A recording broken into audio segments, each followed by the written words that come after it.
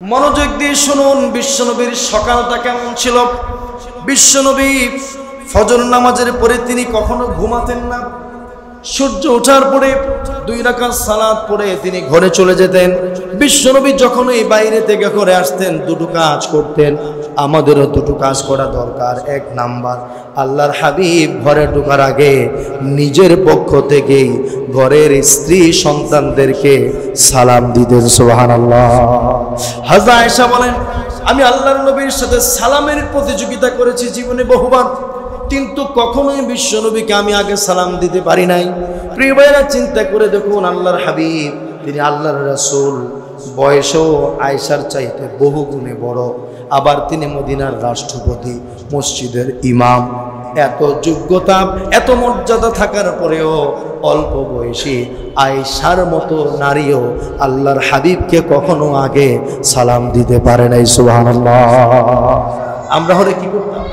আমাদের স্ত্রীরা যদি আমাদেরকে সালাম না দেয়, আমরা মাইন্ড করি।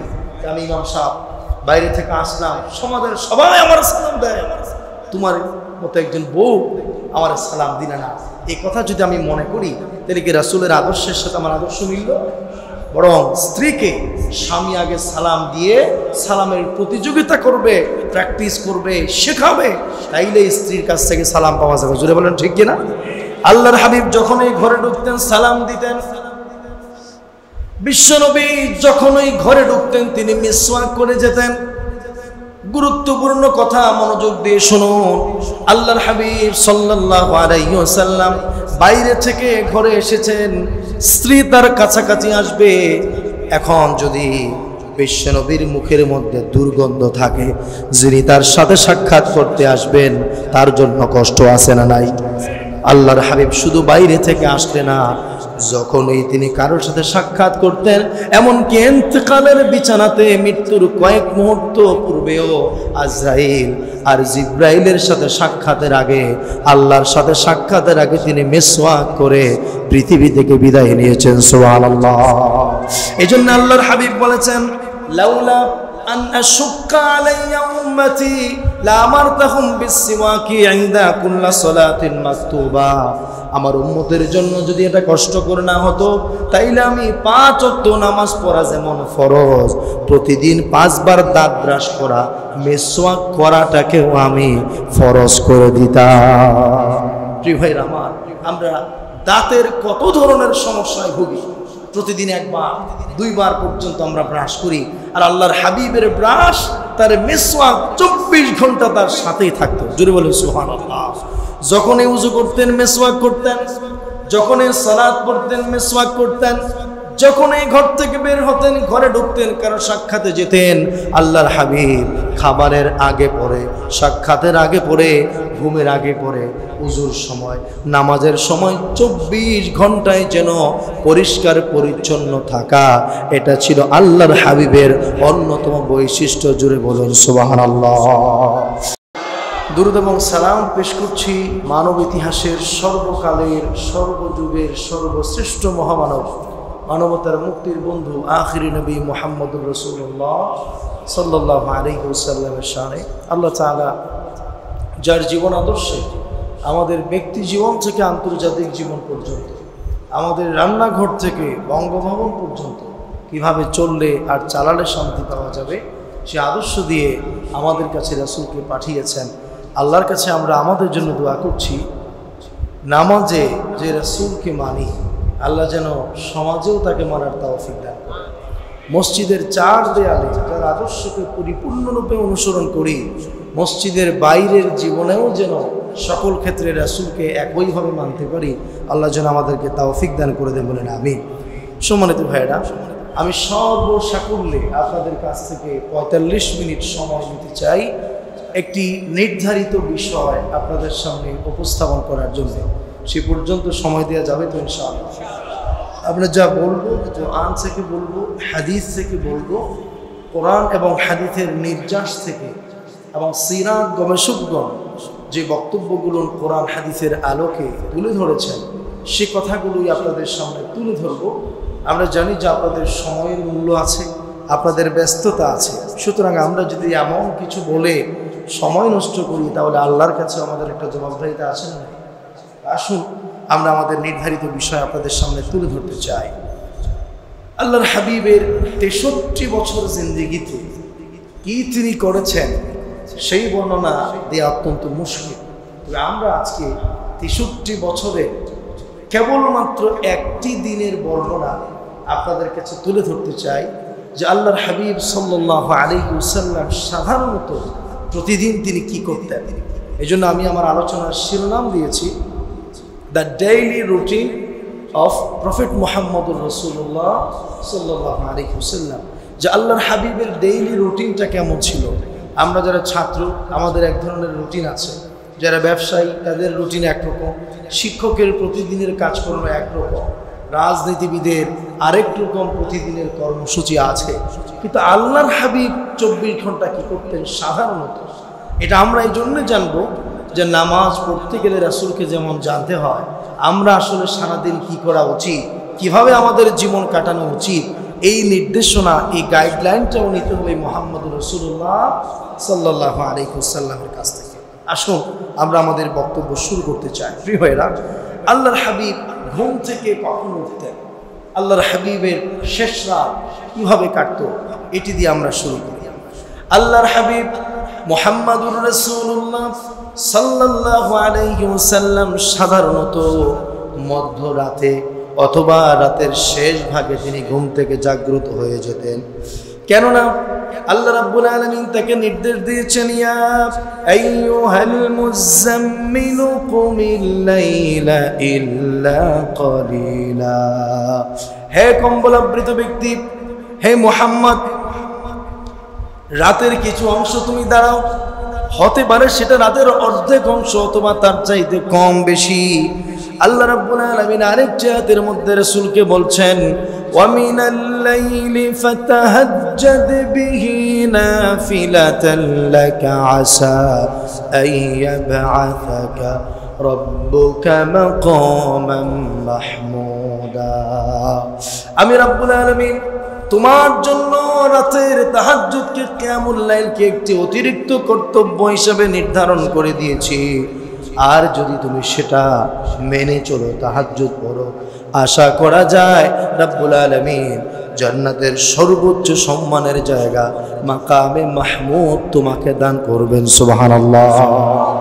এজন্য আল্লাহর হাবিব মধ্যরাতে অথবা মধ্যরাত অতিক্রান্ত হওয়ার কিছু সময় পরে তিনি ঘুম থেকে উঠে যেতেন। ঘুম থেকে উঠে সাথে সাথে তিনি দোয়া পড়তেন, আলহামদুলিল্লাহিল্লাযী আহইয়ানা বাদামা আমাতানা ওয়া ইলাইহিন নুশুর। আরো কিছু দোয়া, এক এক সময় এক একটি দোয়া তিনি পড়তেন। বিশ্বনবীর হাদিস শরীফের মধ্যে এসেছে, আল্লাহর হাবিব মাঝে মাঝে ঘুম থেকে উঠে সূরাত আলে ইমরানের শেষ রুকু ঘুম থেকে উঠেই তেলাওয়াত করতেন। সুবহানাল্লাহ। ঘুম থেকে উঠে তিনি নিয়মিত মিসওয়াক করতেন, ওযু করে নামাজে দাঁড়িয়ে যেতেন, লম্বা সালাত পড়তেন। হাদিস শরীফের মধ্যে, মুসলিম শরীফের হাদিস, হযরতে হুযায়ফা ইবনুল ইয়ামান বলছেন, আল্লাহর হাবিব একদিন তাহাজ্জুদে দাঁড়ালেন। সাল্লাইতু মা'আন নবী সাল্লাল্লাহু আলাইহি ওয়াসাল্লাম যাতু লাইলাতিন, আল্লাহর হাবিবের সাথে আমিও একদিন তার পিছনে তাহাজ্জুদে দাঁড়ালাম। আল্লাহর হাবিব নামাজের ভিতরে কিরাত পড়া শুরু করলেন। তিনি সূরা বাকারা পড়তে লাগলেন। সূরা বাকারা প্রথম রাকাতের সম্পূর্ণ শেষ করার পরে তিনি এবার সূরাতুন নিসা তেলাওয়াত করতে শুরু করলেন। আমি ভাবলাম এবার হয়তো তিনি সূরা নিসা শেষ করে রুকুতে যাবেন, কিন্তু তা করলেন না। এবার তিনি সূরাত আলে ইমরান তেলাওয়াত করে এক রাকাতে কোরআনের প্রথম পারা থেকে 6 পারার 5 পৃষ্ঠা পর্যন্ত এক রাকাতেই তিনি তেলাওয়াত করলেন। সুবহানাল্লাহ। এবার তিনি রুকুতে গেলেন। যতক্ষণ তিনি দাঁড়িয়ে কেরাত পড়তেন, রুকুতে ছিলেন ততক্ষণ, রুকু থেকে দাঁড়িয়েছিলেন ততক্ষণ, যতক্ষণ ছিলেন তিনি রুকুতে। এইভাবে করে আর এক একটা সেজদা ও তার কেরাত সমপরিমাণ লম্বা ছিল। সুবহানাল্লাহ। এজন্য হাদিস শরীফের মধ্যে এসেছে, হযরত আয়েশা বলছেন, আল্লাহর হাবিব তাহাজ্জুদের সালাতে এত লম্বা সময় দাঁড়াতেন, এত পরিশ্রম করতেন, বিশ্বনবীর পা মোবারকগুলো ফুলে যেত, তিনি জুতা পরতে কষ্ট হতো। হাজা আয়েশা বলছেন, ইয়া রাসূলুল্লাহ, আল্লাহ পাক আপনার জীবনের আগের পরের সমস্ত গুনাহগুলোকে মাফ করে দিয়েছেন, এরপরেও আপনি ইবাদতে এত কষ্ট করেন কেন? আল্লাহর হাবিব, বুখারীর বর্ণনা, তিনি বলেন, আয়েশা রে, আফালা আকুনা আবদান শাকুরা, আমার রব যে আমাকে দয়া করে মাফ করে দিয়েছে, আমি কি আমার রবের প্রতি ইবাদতের মাধ্যমে একটু কৃতজ্ঞতাও প্রকাশ করব না? সুবহানাল্লাহ। আল্লাহর হাবিব লম্বা তাহাজ্জুদের সালাত পড়তেন। তাহাজ্জুদ শেষ করে মাঝে মাঝে তিনি তার স্ত্রীদেরকে সাথে নিয়ে বিতরের নামাজ জামাতে আদায় করতেন। মাঝে মাঝে তাহাজ্জুদ শেষ করে ফজরের আগেই তিনি বাকি কবরস্থানে যেতেন, কবর জিয়ারত করতেন। একদিন আল্লাহর হাবিব তাহাজ্জুদ শেষ করে আয়েশা তাকে খুঁজে পাচ্ছেন না। খুঁজতে খুঁজতে তিনি দেখলেন জান্নাতুল বাকির পাশে দাঁড়িয়ে বিশ্বনবী দোয়া করছেন খাদিজার জন্য, চোখের পানি ফেলে ফেলে কবরস্থানে দাঁড়িয়ে দোয়া করছেন। আয়েশা বলছেন, ইয়া রাসূলুল্লাহ, আপনি কি এই বুড়া মানুষটাকে এখনো ভুলতে পারেন নাই? আল্লাহর হাবিব বলছেন, আয়েশা শুনো, তোমরা যারা আমার স্ত্রী, তোমরা হচ্ছে আমার সুসময়ের সাথী, আমার দুঃখের জীবন তোমাদের জীবনে দেখো নাই? আমার যখন চরম কষ্ট, বিপদ, মুসিবত, প্রতিকূলতায় আমার জীবন যাচ্ছিল, ওই বৃদ্ধা নারী খাদিজাতুল কুবরা তার সব কিছু দিয়া আমার পাশে দাঁড়িয়েছে। আমি আমার খাদিজাকে কখনোই ভুলতে পারবো না। সুবহানাল্লাহ। আল্লাহর হাবিব এরপরে সামান্য বিশ্রাম নিতেন ফজরের আগে।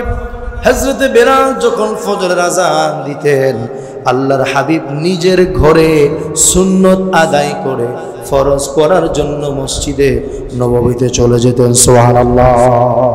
প্রিয় ভাইরা আমার, বুঝে থাকলে বলুন তো দেখি, আল্লাহর হাবিব ফজরের সুন্নত কোথায় পড়েছেন? মসজিদে নাকি নিজের ঘরে?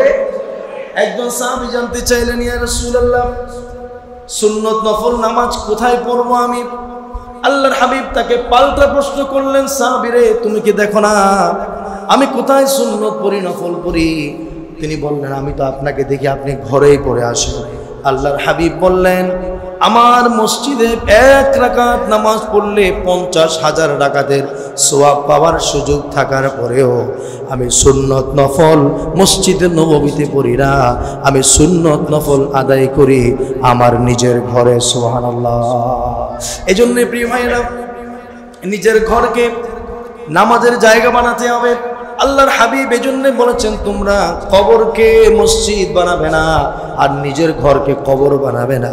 তার মানে কবরে যেমন সেজদা দেওয়া যায় না, কবরে যেমন সালাত পড়া যায় না, কবর যেমন ইবাদতের জায়গা নয়, আমরা যদি ঘরের মধ্যে নামাজ না পড়ি, তিলাওয়াত না করি, তাইলে ওই কবরস্থান আর আমার ঘরের মধ্যে কি কোনো পার্থক্য থাকবে নাকি? এই জন্য আল্লাহর হাবিব সাল্লাল্লাহু আলাইহি ওয়াসাল্লাম নিজের ঘরেই এত মর্যাদা থাকার পরেও সুন্নত নফল নামাজগুলো ঘরে আদায় করতেন। সুবহানাল্লাহ। প্রিয় ভাইরা, লম্বা সময় নিয়ে নিচ্ছি, এটা হচ্ছে আল্লাহর হাবিবের ভোর রাত, রাতের শেষাংশ তিনি কিভাবে কাটাতেন তার বর্ণনা আমরা দিলাম। এরপরে আল্লাহর হাবিব ফজর নামাজ পড়ার জন্য মসজিদে নববীতে যেতেন। জামাত ছাড়া একাকী বিশ্বনবী তার জীবনে সালাত পড়েননি। ফজর নামাজে তিনি লম্বা কেরাত পড়তেন। হাদিস শরীফের মধ্যে এসেছে, ফজরে কখনো তিনি 60 আয়াত পড়তেন, এমনকি 120 আয়াত দিয়ে ফজরের সালাত পড়েছেন মুহাম্মদুর রাসূলুল্লাহ সাল্লাল্লাহু আলাইহি ওয়াসাল্লাম। নামাজ শেষ করার পরে মসজিদে বসে তিনি তাসবিহ পড়তেন। নিয়মিত একটি অভ্যাস ছিল, সাহাবীদের কাছে জিজ্ঞেস করতেন, সাহাবীরা, তোমরা কি রাতে কেউ স্বপ্ন দেখেছো নাকি? সাহাবীরা যদি কোনো স্বপ্ন দেখতো, ফজরের পরে সাহাবীদের স্বপ্নের ব্যাখ্যা করতেন রাসূল। আবার মাঝে মাঝে নিজের দেখা স্বপ্ন সাহাবীদের সামনে আল্লাহর হাবিব তুলে ধরতেন। ততক্ষণ পর্যন্ত মসজিদে বসে থাকতেন যতক্ষণ না সূর্য ওঠে। সূর্য ওঠার পরে 2 রাকাত সালাতুদ দুহা বা ইশরাকের নামাজ আদায় করে বিশ্বনবী ঘরে যেতেন।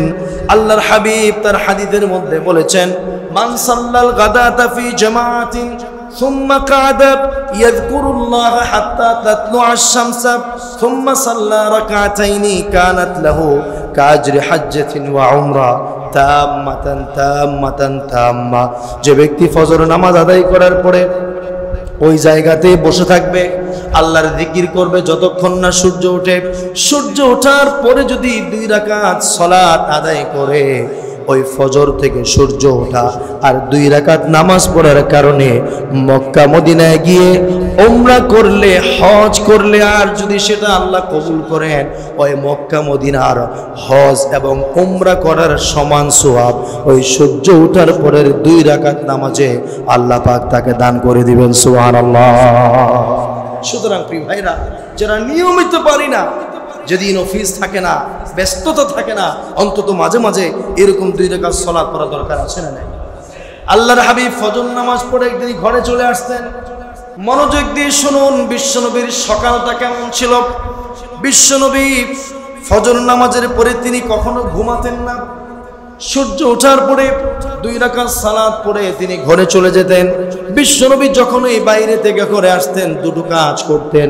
আমাদেরও 2টো কাজ করা দরকার। 1 নাম্বার, আল্লাহর হাবিব ঘরে ঢোকার আগে নিজের পক্ষ থেকেই ঘরের স্ত্রী সন্তানদেরকে সালাম দিতেন। সুবহানাল্লাহ। হযরত আয়েশা বলেন, আমি আল্লাহর নবীর সাথে সালামের প্রতিযোগিতা করেছি জীবনে বহুবার, কিন্তু কখনোই বিশ্বনবীকে আমি আগে সালাম দিতে পারি নাই। প্রিয় ভাইরা, চিন্তা করে দেখুন, আল্লাহর হাবিব, তিনি আল্লাহর রাসূল, বয়সেও আয়েশার চাইতে বহু গুণে বড়, আবার তিনি মদিনার রাষ্ট্রপতি, মসজিদের ইমাম। এত যোগ্যতা, এত মর্যাদা থাকার পরেও অল্প বয়সী আয়েশার মতো নারীও আল্লাহর হাবিবকে কখনো আগে সালাম দিতে পারে নাই। সুবহানাল্লাহ। আমরা হলে কি করতাম? আমাদের স্ত্রীরা যদি আমাদেরকে সালাম না দেয়, আমরা মাইন্ড করি। আমি ইমাম সাহেব বাইরে থেকে আসলাম, সমাজের সবাই আমার সালাম দেয়, তোমার মতো একজন বউ আমার সালাম দিলে না, এই কথা যদি আমি মনে করি, তাহলে কি রাসূলের আদর্শের সাথে আমার আদর্শ মিলল? বরং স্ত্রীকে স্বামী আগে সালাম দিয়ে সালামের প্রতিযোগিতা করবে, প্র্যাকটিস করবে, শেখাবে, তাইলে স্ত্রীর কাছ থেকে সালাম পাওয়া যাবে। জোরে বলেন ঠিক কিনা? আল্লাহর হাবিব যখনই ঘরে ঢুকতেন সালাম দিতেন। বিশ্বনবী যখনই ঘরে ঢুকতেন তিনি মিসওয়াক করে যেতেন। গুরুত্বপূর্ণ কথা, মনোযোগ দিয়ে শুনুন। আল্লাহর হাবিব সাল্লাল্লাহু আলাইহি ওয়াসাল্লাম বাইরে থেকে ঘরে এসেছেন, স্ত্রী তার কাছাকাছি আসবে। এখন যদি বিশ্বনবীর মুখের মধ্যে দুর্গন্ধ থাকে, যিনি তার সাথে সাক্ষাৎ করতে আসবেন তার জন্য কষ্ট আছে না নাই? আল্লাহর হাবিব শুধু বাইরে থেকে আসলে না, যখনই তিনি কারোর সাথে সাক্ষাৎ করতেন, এমনকি ইন্তেকালের বিছানাতে মৃত্যুর কয়েক মুহূর্ত পূর্বেও আজরাইল আর জিব্রাইলের সাথে সাক্ষাতের আগে, আল্লাহর সাথে সাক্ষাতের আগে তিনি মিসওয়াক করে পৃথিবী থেকে বিদায় নিয়েছেন। সুবহানাল্লাহ। এজন্য আল্লাহর হাবিব বলেছেন, লাউলা আন আশুক্কা আলাইয়া উম্মতি লা আমারতাহুম বিসওয়াকি ইনদা কুল্লি সালাতিন মাকতুবা। আমার উম্মতের জন্য যদি এটা কষ্টকর না হতো, তাইলে আমি 5 ওয়াক্ত নামাজ পড়া যেমন ফরজ, প্রতিদিন 5 বার দাঁত ব্রাশ করা, মিসওয়াক করাটাকেও আমি ফরজ করে দিতাম। প্রিয় ভাইরা আমার, আমরা দাঁতের কত ধরনের সমস্যায় ভুগি। প্রতিদিন 1 বার 2 বার পর্যন্ত আমরা ব্রাশ করি, আর আল্লাহর হাবিবের ব্রাশ, তার মিসওয়াক 24 ঘন্টা তার সাথেই থাকতো। জোরে বলেন সুবহানাল্লাহ। যখনই উযু করতেন মিসওয়াক করতেন, যখনই সালাত পড়তেন মিসওয়াক করতেন, যখনই ঘর থেকে বের হতেন, ঘরে ঢুকতেন, কারো সাক্ষাতে যেতেন, আল্লাহর হাবিব খাবারের আগে পড়ে, সাক্ষাতের আগে পড়ে, ঘুমের আগে পড়ে, উজুর সময়, নামাজের সময় 24 ঘন্টায় যেন পরিষ্কার পরিচ্ছন্ন থাকা, এটা ছিল আল্লাহর হাবিবের অন্যতম বৈশিষ্ট্য। জুড়ে বলুন সুবহানাল্লাহ।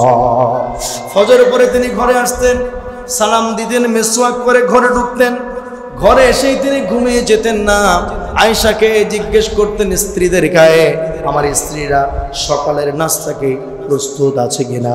স্ত্রীরা যদি নাস্তা থাকতো আল্লাহর হাবিবকে দিতেন, আর যদি নাস্তা প্রস্তুত না থাকে অথবা খাওয়ার মতো কোনো নাস্তা যদি না থাকতো, আল্লাহর হাবিব ওই দিন স্ত্রীদেরকে বকাঝকা না করে বরং তিনি রোজা রাখার নিয়ত করে নিতেন। সুবহানাল্লাহ। প্রিয় ভাইরা আমার, সকালের নাস্তায় কি খেতেন বিশ্বনবী? একটি বিশুদ্ধ বর্ণনা এসেছে, আল্লাহর হাবিব সকালের নাস্তায় সবেমাত্র দহন করা উট অথবা বকরির তাজা দুধ আর কয়েক টুকরো বেজুর সংখ্যার খেজুর দিয়ে আল্লাহর হাবিব সাধারণত সকালের নাস্তা করতেন। সুবহানাল্লাহ। স্বাস্থ্যসম্মত খাবার। আমি চট্টগ্রামে এসে অবাক হয়েছি, সকালবেলায় 5 ঘন্টা 8 ঘন্টা ক্ষুধার্ত থাকার পরে সকালে পেটে দিচ্ছি ওই তেলে ভাসা পরোটা আর সেই বিষাক্ত চা। জুড়ে বলেন ঠিক কিনা? অথচ এটি কি শরীরের জন্য কল্যাণকর না ক্ষতিকর? আল্লাহর হাবিবের খাদ্যাভ্যাস, তার রুচি, এটি বিজ্ঞানসম্মত। 1500 বছর পরের লোকেরাও আল্লাহর হাবিবের মতো এতটা স্বাস্থ্য সচেতন খাদ্যাভ্যাসের বর্ণনা নির্দেশনা তারা দিতে পারে নাই। সুবহানাল্লাহ। প্রিয় ভাইরা আমার, ঘরে নাস্তা করতেন, না হয় তিনি রোজা রাখার নিয়তে ঘর থেকে বের হয়ে আবার মসজিদে নববীতে চলে যেতেন। যখন এই মসজিদে ঢুকতেন 2 রাকাত সালাত পড়তেন মুহাম্মদুর রাসূলুল্লাহ সাল্লাল্লাহু আলাইহি ওয়াসাল্লাম। সকালে তিনি ঘুমাতেন না। হাদিস শরীফের মধ্যে এসেছে আল্লাহর হাবিব দোয়া করেছেন, আল্লাহুম্মা বারিক লি উম্মতি ফি বুকুরিহা। হে আল্লাহ, আমার যে সকল উম্মত সকালে ঘুমায় না, সকালে সজাগ থাকে, তাদের হায়াতে, তাদের সম্পদে, তাদের রুজি রোজগারে, তাদের শরীরে, পরিবারে, পুরা জীবনটাতেই বরকত দিয়ে পরিপূর্ণ করে দাও। ইমামের কাছে আপনি দোয়া চান, অথচ সকালে যদি না ঘুমিয়ে আপনি সজাগ থাকেন, তাইলে আপনি দোয়া পাবেন মুহাম্মদুর রাসূলুল্লাহ সাল্লাল্লাহু আলাইহি ওয়াসাল্লাম। এরপর আল্লাহর হাবিব সাল্লাল্লাহু আলাইহি ওয়াসাল্লাম সকালবেলা 2 রাকাত সালাত পড়তেন মসজিদে গিয়ে। এরপর তিনি মসজিদে নববীতে তার অফিসিয়াল কাজকর্ম শুরু করতেন। প্রিয় ভাইরা, লম্বা একটা হাদিস বাদ দিয়ে আমি আমার বক্তব্য সামনের দিকে যেতে চাই। আল্লাহর হাবিব মুহাম্মদুর রাসূলুল্লাহ সাল্লাল্লাহু আলাইহি ওয়াসাল্লাম তিনি ছিলেন মদিনার প্রেসিডেন্ট, মদিনার রাষ্ট্রপ্রধান ছিলেন তিনি। এই যে রাষ্ট্রপ্রধানের জন্য একটা অফিস দরকার আছে না নাই? এই যে রাষ্ট্র তিনি চালান, আমাদের দেশ যে চলে,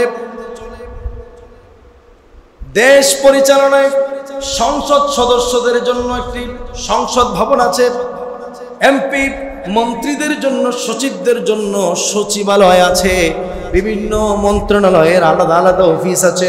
আল্লাহর হাবিব যে মদিনার রাষ্ট্র চালিয়েছেন, সাহাবীরা চালিয়েছে, ওই রাষ্ট্র পরিচালনার জন্য সংসদ ভবন, সচিবালয়, আলাদা আলাদা অফিসের দরকার ছিল কিনা বলেন?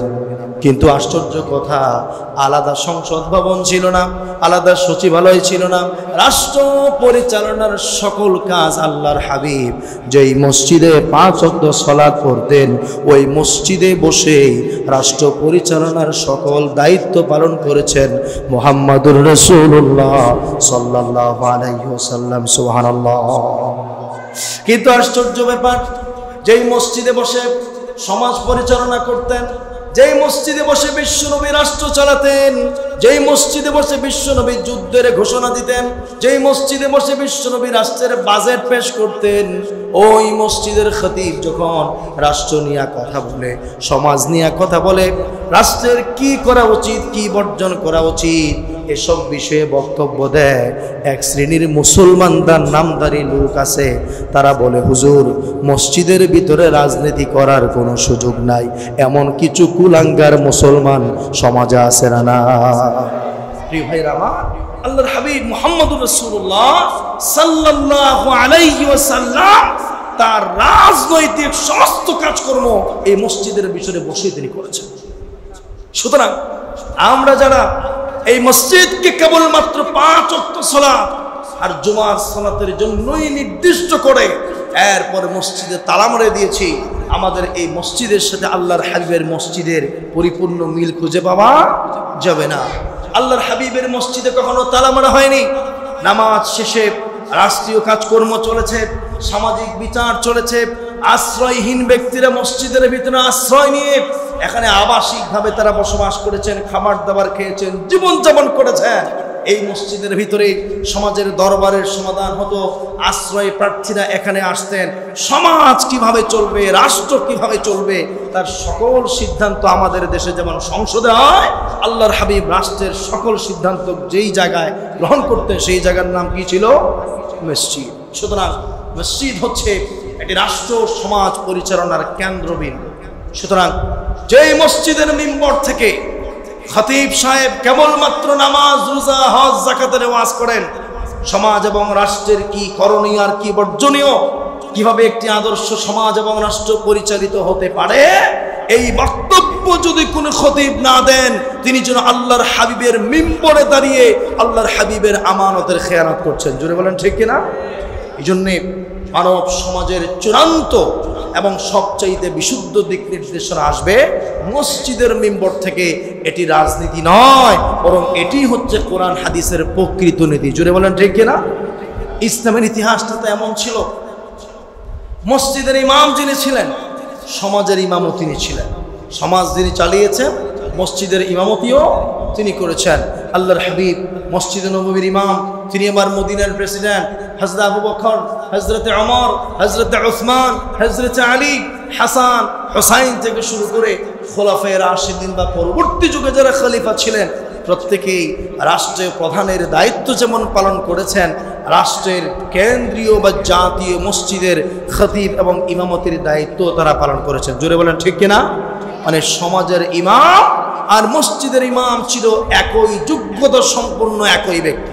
সুতরাং যতদিন পর্যন্ত মসজিদের ইমাম আর সমাজের ইমাম এক ব্যক্তি ছিল, মসজিদের ভেতরে যেমন শান্তি, ওই সমাজের ভিতরেও তেমন শান্তি নাজিল করেছিলেন কে?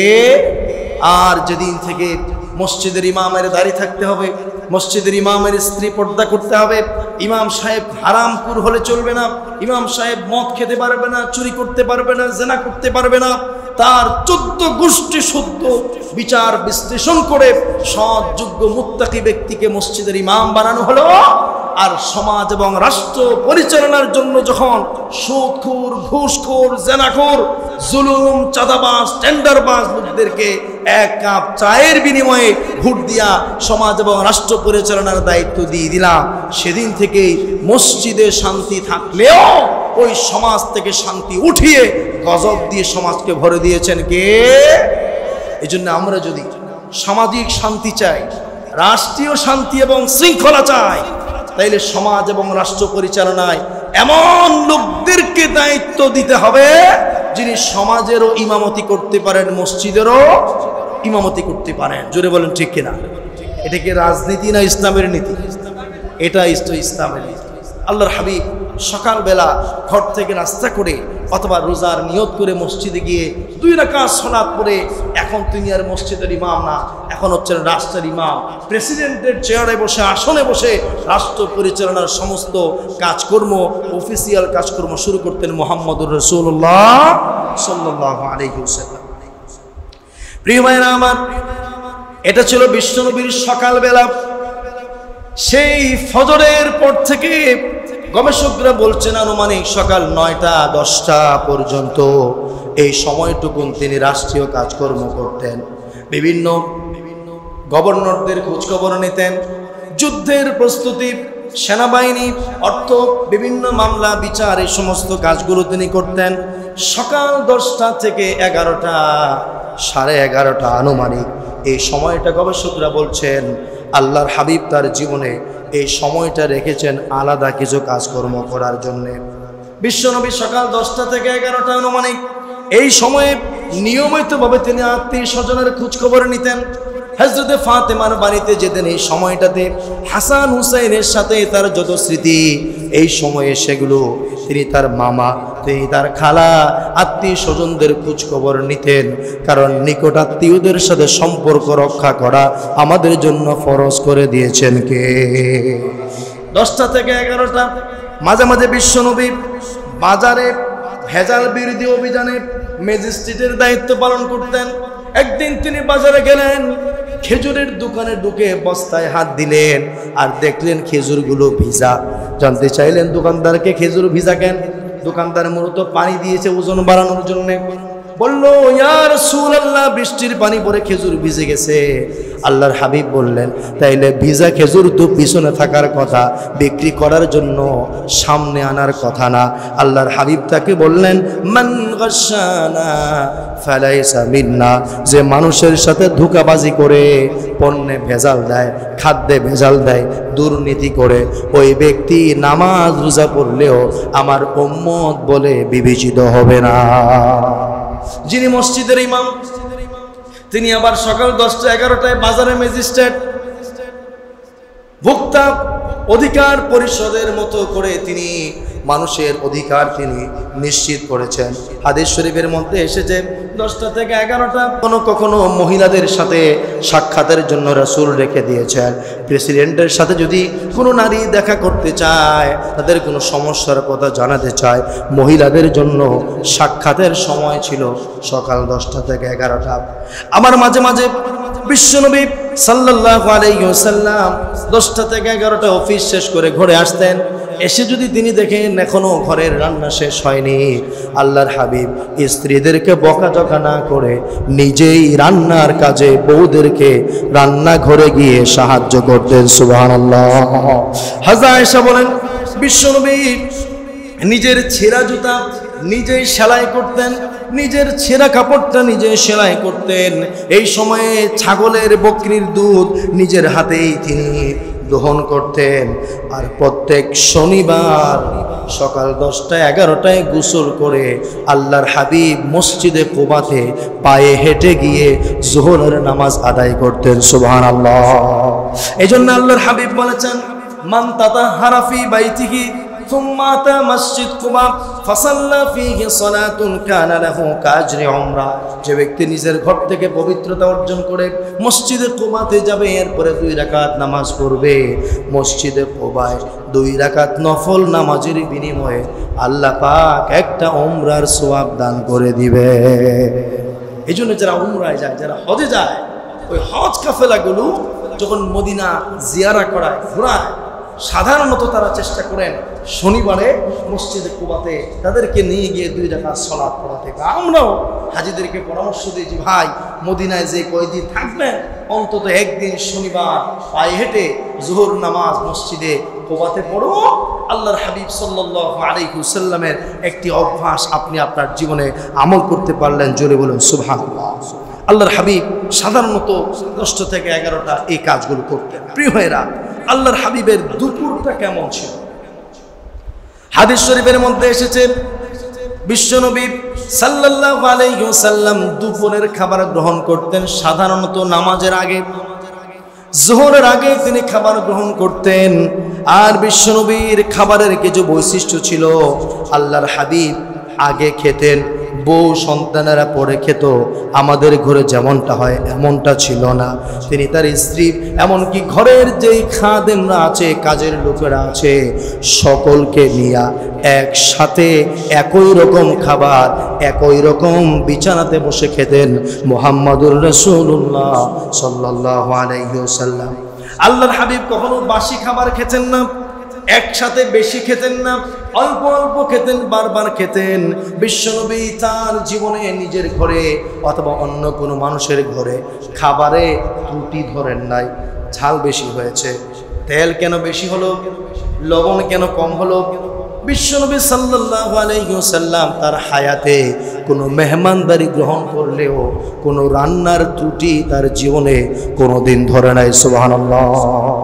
আমার কাছে একজন ছোট্ট ছেলে রমজান মাসে আসে, হুজুর আমার আম্মা আমাকে আপনার কাছে পাঠিয়েছেন একটা মাসআলা জানার জন্য। কি মাসআলা? আম্মা জানতে চেয়েছেন তিনি যখন আব্বুর জন্য আমাদের জন্য ইফতার বানান, ওই ইফতারি বানানোর সময় যদি তিনি একটু লবণ চেক করেন, তিনি যদি একটু ঝাল বেশি হলো না কম হলো রোজা রেখে এটা চেক করেন, টেস্ট করেন, এতে কি তার রোজা থাকবে কিনা, তিনি এটা করতে পারেন কিনা। তো আমি জানতে চাইলাম তোমার আম্মুকে কেন রোজা রেখে এটা টেস্ট করতেই হবে, অনেক সময় তো চেক না করেও রান্না করা যায়, ঠিক কিনা বলেন? ছেলেটা বললো, হুজুর আসল ব্যাপারটা হচ্ছে আমার বাবার মেজাজ এত খারাপ, আমার বাবার মেজাজ এত খারাপ যে লবণ একটু কম হলে ঝাল একটু কম বেশি হলে আম্মার সাথে যাচ্ছে তাই ব্যবহার করে। এরকম কিছু পুরুষ আমাদের মসজিদে আছে না? এটা আল্লাহর হাবিবের আদর্শ নয়। আজকে সিদ্ধান্ত নিন, এত কষ্ট করে আগুনে পড়ে আপনার স্ত্রী আপনার জন্য খাদ্য প্রস্তুত করলো।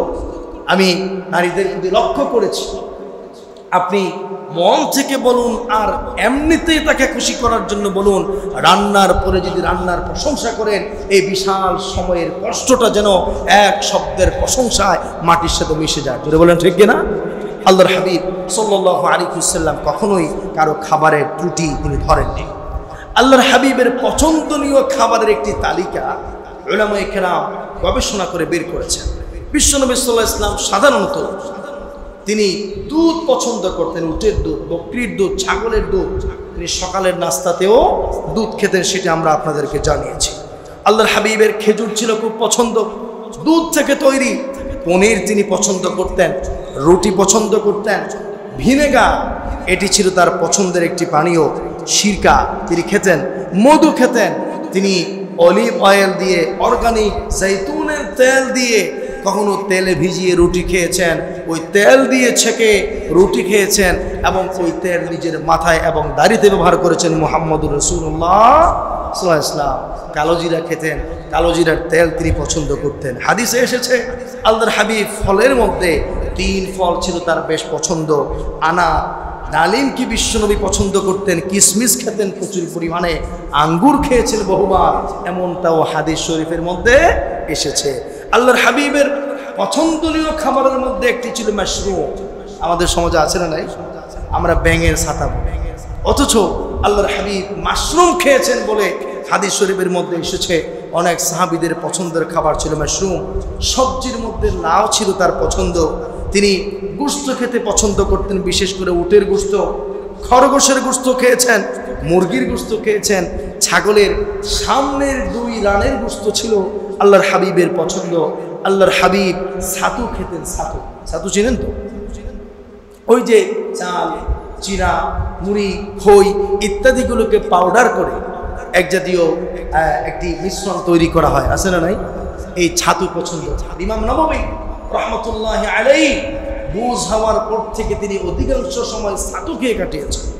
তাকে জিজ্ঞেস করা হলো, আপনি অন্য খাবার খেতে চান না, নিজে খেলে ছাতুই খান, কারণটা কি? তিনি বলছেন, আমি চাই না খাবার খেতে গিয়ে সময় নষ্ট করি, ছাতু চাবাইতে খাইতে সময় লাগে কম, কারণ এটা আগে থেকেই অর্ডার করা থাকে। তিনি এত কম পরিমাণে খাবার খেতেন, লোকেরা জানতে চাইলো আপনি কম খান কেন? তিনি বললেন, বেশি খেলে বাথরুমের সময় বেশি দিতে হবে, সময় বেশি নষ্ট হবে, আমি চাই না টয়লেটে গিয়ে খাবার খেতে গিয়ে আমার সময়টা অপচয় হোক। জোরে বলেন সুবহানাল্লাহ। এই জন্য মাত্র 40 বছর বয়সে ইন্তেকাল করা ইমাম নববীর রিয়াদুস সালেহিন পৃথিবীর 1000 কোটি মানুষের ঘরে ঘরে আছে না নাই? আল্লাহ পাক তাকে কবুল করেছেন। আল্লাহর হাবিব ছাতু পছন্দ করতেন। হাদিস শরীফের মধ্যে এসেছে বিশ্বনবী সবচাইতে বেশি পছন্দ করতেন সারিদ। তিনি বলেছেন, ফাদলু আয়েশা আলান নিসা কাফাদলিস সারিদ আলা সাইরিত তাআম। আয়েশার মর্যাদা নারীদের ভিতরে যেমন সবার চাইতে উপরে, আর খাদ্যের ভিতরে সারিদকেও আমি তেমন মনে করি। সারিদ তিনি পছন্দ করতেন। সারিদটা কি সেটা আপনি আজকে গুগল থেকে, ওই ইউটিউব থেকে বের করেন। আমাদের মহিলারা নতুন কোনো খাবার রান্না করতে গেলে ইউটিউব সার্চ করে, আছে না ভাই, এমুক রান্নার রেসিপি। আজকে আপনি ঘরে গিয়ে সারিদ রান্নার রেসিপি সার্চ করুন, জীবনে একবারের জন্য হলেও আল্লাহর হাবিবের এই পছন্দের খাবারটা খেয়ে টেস্ট করা দরকার, আছে না? প্রিয় ভাইয়ের আমার, আল্লাহর হাবিব প্রায় সময় সারিদ পছন্দ করতেন। আল্লাহর হাবিব খাবার খাওয়ার পরে সাধারণত কিছু সময় কাইলুলা করতেন। কি করতেন? কাইলুলা। আমরা কাইলুলাকে ভুল বুঝেছি। কোরআন আল কারীম আল্লাহ সুবহানাহু ওয়া তাআলা কাইলুলার কথা উল্লেখ করেছেন, এবং তিনি বলছেন আল্লাহ পাক গজব নাযিল করতেন 2টি সময়ে। একটি হচ্ছে রাতের অন্ধকারে, আরেকটি হচ্ছে আউহুম কাইলুন, যখন মানুষ কাইলুলায় থাকতো। আল্লাহর হাবিবের কাইলুলা কখন ছিল? আমরা কাইলুলা করি যোহর নামাজের পরে খাবার খেয়ে এক ঘুমে আসর, আসলে নাই? আল্লাহর হাবিব যোহরের আগেই কাইলুলা করতেন। হাদিস শরীফের মধ্যে এসেছে দুপুরের খাবার গ্রহণ করার পরে মানুষ যেমন অফিসে কাজ করে, মাঠে ঘাটে কাজ করার পরে ক্লান্ত হয়ে যায়, কাজের মাঝখানে ক্লান্তি দূর করার জন্য 10-15 মিনিটের যে বিশ্রাম গ্রহণ করে ওইটাকে বলে কাইলুলা। আল্লাহর হাবিব 15-20 মিনিট আধা ঘন্টার জন্য জোহরের আগে খাবারের পরে সামান্য বিশ্রাম গ্রহণ করতেন। সুবহানাল্লাহ। প্রিয় ভাইরা আমার, জোহরের সালাত মসজিদে জামাতের সাথে আদায় করতেন। জোহরের নামাজ আদায় করার পরে কখনো কখনো সাহাবীদেরকে নসিহা করতেন। সকালবেলা দেয়া রাষ্ট্রপতির দায়িত্বগুলো কে কতটুকু আদায় করেছে ইত্যাদি খবরগুলো নিতেন জোহর থেকে আসর নামাজ পর্যন্ত। সুবহানাল্লাহ। আসর নামাজ আউয়াল ওয়াক্তে পড়তেন। আরব দেশে আসর আউয়াল ওয়াক্তে পড়ে, যার কারণে আসর থেকে মাগরিব আমাদের দেশে 1 ঘন্টা হলেও আরবে আসর থেকে মাগরিবের সময়টা হলো 2.5 থেকে 3 ঘন্টা। ঠিক কিনা বলে? যারা আরবে ছিল আপনারা জানেন যে 3টা 3:30টার দিকে আরব দেশগুলোতে আসর হয়, আর আসর থেকে মাগরিব আমরা 1 কাপ চা খেতে খেতে মাগরিবের আযান দেয়, আর আরবে আসর থেকে মাগরিব 2 থেকে 3 ঘন্টা। যাই হোক, আমরা যে ওয়াক্তে সালাত করি এটাও বিশুদ্ধ। আবার কেউ যদি আউয়াল ওয়াক্তে যেটা মক্কা মদিনায় পড়ে সেটাতেও আমাদের কোনো আপত্তি, এটা নিয়ে মারামারি করা, ঝগড়া ফাসাদ করা, ফতুবাজি করার কি কোনো সুযোগ আছে? প্রিয় ভাইরা, এখন শুনুন আসল কথা। আল্লাহর হাবিব আসর নামাজ থেকে মাগরিব এই সময়টা তিনি কি করতেন? হাদিস শরীফের মধ্যে এসেছে আসর থেকে মাগরিব এই সময়টা ছিল আল্লাহর হাবিবের ফ্যামিলি টাইম। তিনি এই সময়টা মাঠে ঘাটে, যুদ্ধের ময়দানে, হাট বাজারে, মসজিদে দ্বীনি কথা বলে ব্যস্ত থাকতেন না। আসর থেকে মাগরিব সাধারণত 2 থেকে 3 ঘন্টা সময় তিনি তার স্ত্রীদের সাথে সময় কাটাতেন। এক এক স্ত্রীর খবর নিতেন, কার কি লাগবে, কার অসুস্থতা, কার দুঃখ যন্ত্রণা, এভাবে করে তিনি তার সন্তানদের সাথে, নাতি নাতনিদের সাথে, স্ত্রীদের সাথে প্রতিদিন 2 থেকে 3 ঘন্টা সময় পরিবারের জন্য আলাদাভাবে বরাদ্দ করেছেন মুহাম্মদুর রাসূলুল্লাহ সাল্লাল্লাহু আলাইহি ওয়াসাল্লাম। যার কারণে আমাদের একজন স্ত্রী হওয়ার পরেও আমাদের স্ত্রীদের আমাদের প্রতি হাজারো অভিযোগ আছে না? অথচ আল্লাহর হাবিবের একই সাথে 9 জন পর্যন্ত স্ত্রী জীবিত থাকার পরেও একজন স্ত্রীও জীবনে বলে নাই যে আমি আপনার কাছ থেকে তালাক চাই। জুড়ে বলেন ঠিক কিনা? তিনি রাষ্ট্র চালিয়েছেন, নবুয়তের দায়িত্ব পালন করেছেন, আবার একই সাথে তিনি 9 জন স্ত্রীকে পরিপূর্ণ মেনটেন করে সময় দিয়েছেন মুহাম্মদুর রাসূলুল্লাহ। আমরা আমাদের পরিবারকে সময় দিতে চাই না। আমাদের মাস্টার্স যখন করছি আমরা, আমাদের থিসিস ছিল বা মূল অংশটুকু এমন ছিল যে কেন তালাক হয়, তালাক কেন ঘটে, এটি আমাদের থিসিসের একটি অংশ ছিল। আমরা সেখানে প্রমাণ করেছি যে আমাদের দেশে তালাক হওয়ার অন্যতম একটি কারণ হচ্ছে পরক্রিয়া।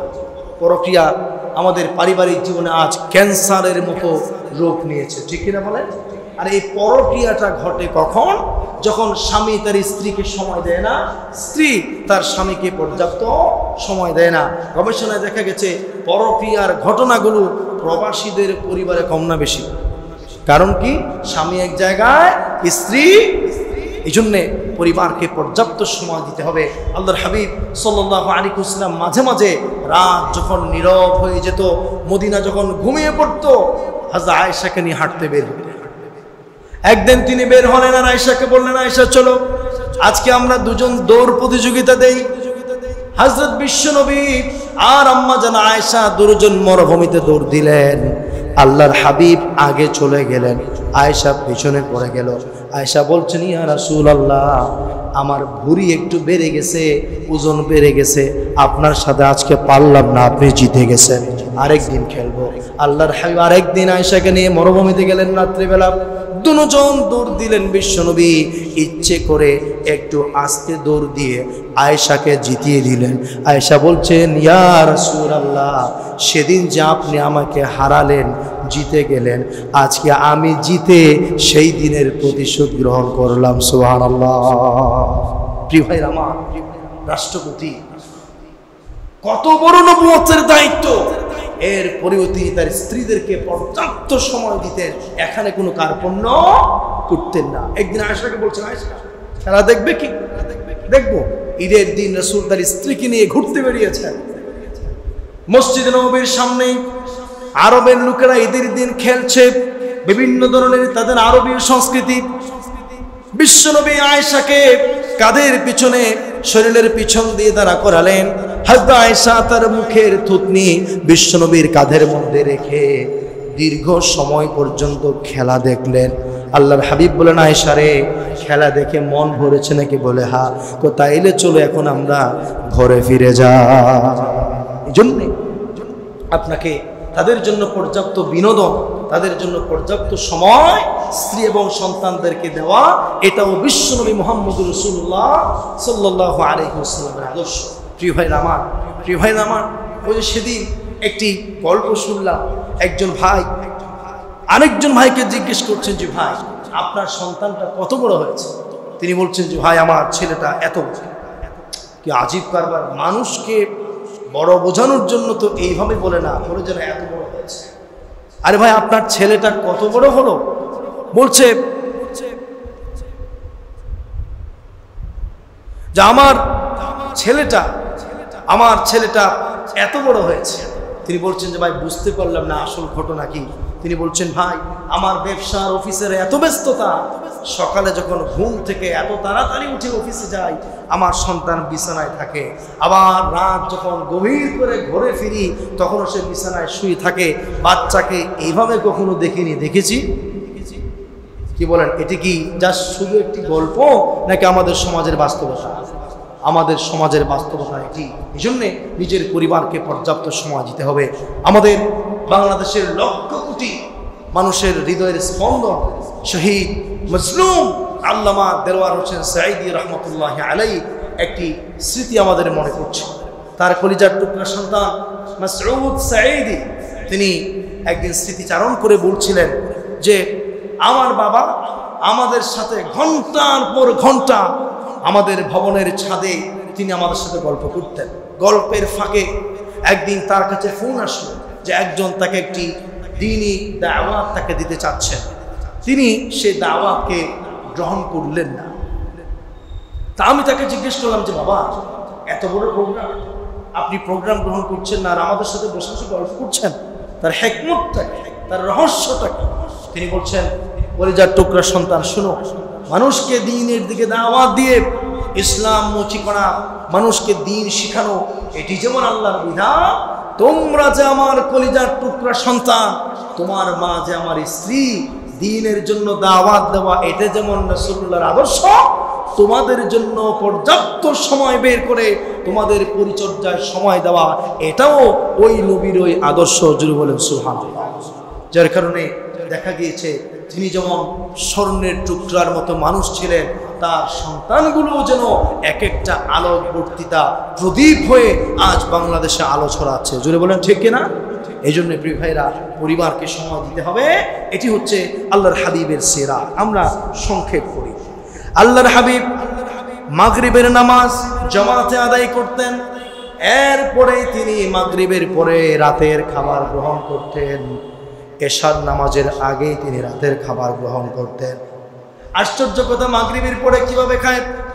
আপনি যদি বাংলাদেশের প্রেক্ষাপটেও আমাদের প্রতিরক্ষা বাহিনী যারা চাকরি করেন, সেনাবাহিনী, বিমান বাহিনী, নৌবাহিনীতে যারা চাকরি করেন, আজকে একটু যোগাযোগ করে দেখুন, ওই তিন বাহিনীর সমস্ত লোকজন রাতের খাবার এখনো গ্রহণ করে মাগরিবের পরে, ঠিক কিনা বলুন?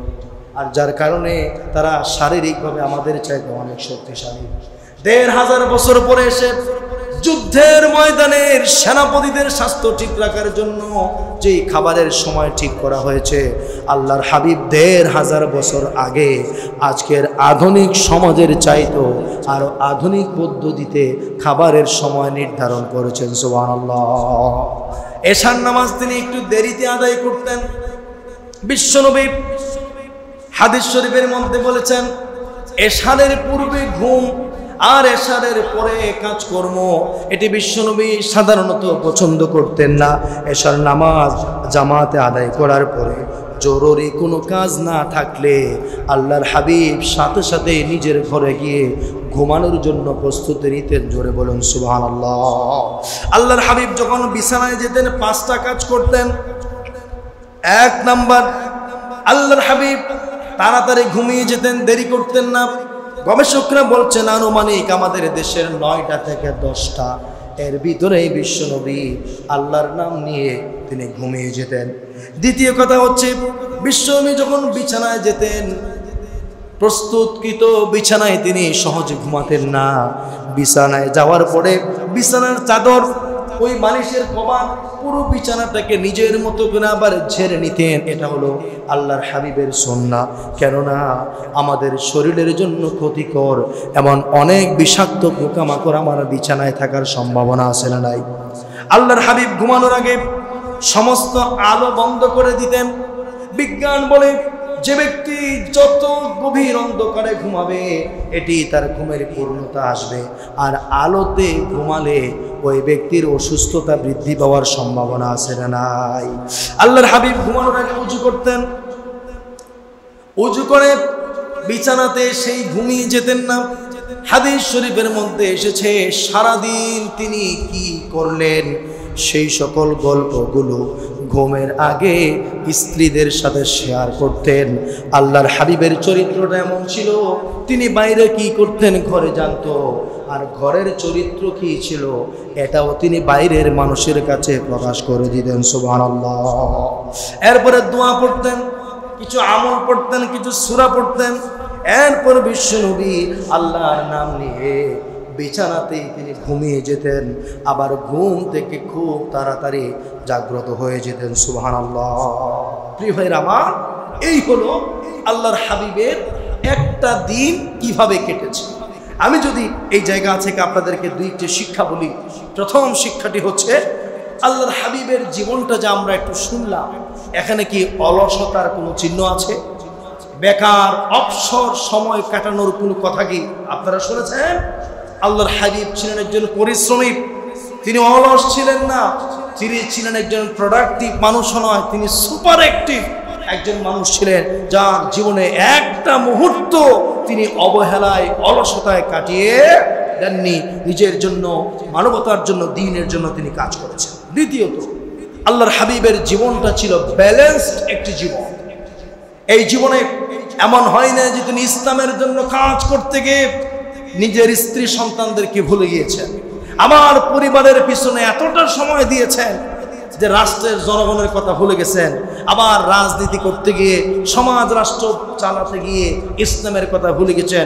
ব্যাপারটা এমন হয়নি, পরিবারকেও সময় দিয়েছেন, জনগণকেও সময় দিয়েছেন, দ্বীনের জন্য সময় দিয়েছেন, আত্মীয় স্বজনকেও সময় দিয়েছেন।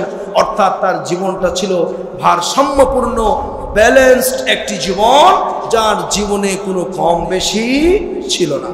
আল্লাহর হাবিবের জীবন থেকে আমরা সর্বশেষ যে কথাটি বলতে চাই, আল্লাহর হাবিবের জীবনটা ছিল সহজ সরল, কোনো কুটিলতা, কোনো জটিলতা, কোনো বক্রতা, কোনো শক্ত মনোভাব, কঠিন আচরণ, এমন কোনো জীবন আল্লাহর হাবিবের ছিল না, বরং সহজ সরল ছিলেন। আমরা দেখতে পেলাম তার সাথে সাধারণ মানুষ সাক্ষাৎ করতে পারত, নারীরা সাক্ষাৎ করতে পারতেন। তিনি যেমন রাষ্ট্রের সর্বোচ্চ চেয়ারে বসে রাষ্ট্র চালিয়েছেন, আমার একজন মুচি যেমন জুতা সেলায়, একজন দর্জি যেমন কাপড় সেলায়, একজন কৃষক যেমন দুধ দহন করে ওই কাজগুলোও করতে বিশ্বনবী কখনো কার্পণ্য বা হীনমন্যতায় ভুগতেন। এই জন্যে তার জীবনটা যদি সহজ সরল, যখন যেখানে যেভাবে চলা দরকার সেভাবেই চলেছেন মুহাম্মদুর রাসূলুল্লাহ সাল্লাল্লাহু আলাইহি ওয়াসাল্লাম। এই জন্য আসুন, শুধুমাত্র মিলাদুন নবীর মাহফিল করলাম, আর গরু মহিষ জবাই করে বিরিয়ানি খেলাম, জিলাপি খেলাম, আর পায়েস খেলাম, বাস আল্লাহর হাবিবের আদর্শ পালন হয়ে গেল, ভালোবাসা হয়ে গেল। এতটুকুন ভালোবাসাতে কি পরকালে মুক্তি পাওয়া যাবে?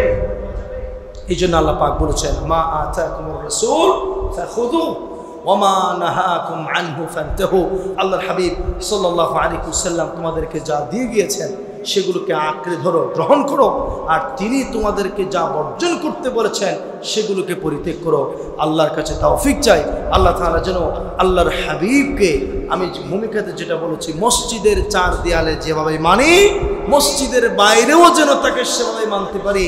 নামাজ, রোজা, হজ, যাকাতে আল্লাহর হাবিবের মাসআলাগুলোকে যেভাবে ফরজ, সুন্নত, মুস্তাহাব সহ মানি, ব্যবসায়, সমাজে, রাজনীতিতে, অর্থনীতিতে, পরিবার পরিচালনায়, জীবনের সব জায়গায় যেন একইভাবে খুঁটিনাটি বিষয়গুলো বের করেও তাকে মানতে পারি। সকলে বলি আল্লাহুম্মা আমিন।